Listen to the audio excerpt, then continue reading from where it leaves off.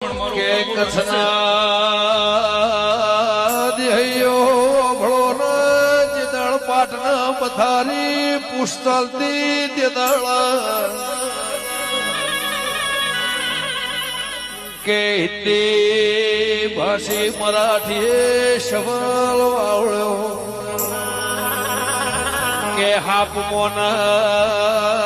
નાગમો હું ફેર કેવરા કે રસ્તર જળત પોચરાના હાફતો બહુ જોયાના મુએ માર્ગ ભાળ્યા છે પણ રાતના 12 વાગ્યા ઉભારથી